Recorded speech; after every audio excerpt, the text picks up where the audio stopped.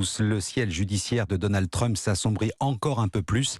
L'ex-président américain et candidat à un nouveau mandat en 2024 vient d'être reconnu coupable d'agression sexuelle.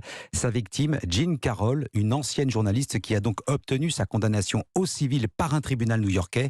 Si Donald Trump échappe à la prison, il devra lui verser 5 millions de dollars de dommages et intérêts. Anne Toulouse, correspondante d'Europe 1 aux États-Unis. 30 ans après des faits dont la plaignante a oublié la date exacte et en l'absence de témoins, il était difficile d'établir l'accusation de viol.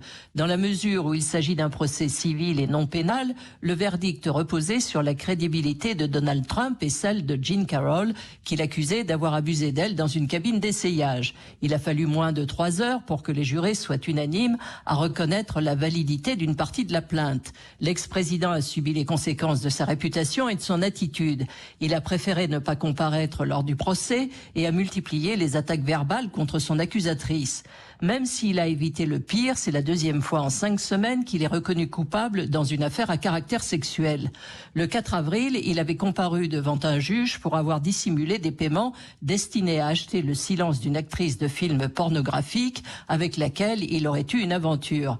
La multiplication des poursuites engagées contre lui, qu'elles soient personnelles ou politiques, commence à peser lourd sur son statut de candidat à l'élection présidentielle de 2024. Anne Toulouse, correspondante d'Europe 1 aux États-Unis et première réaction de Donald Trump, ce verdict est une honte. Son équipe de campagne annonce qu'il va faire appel.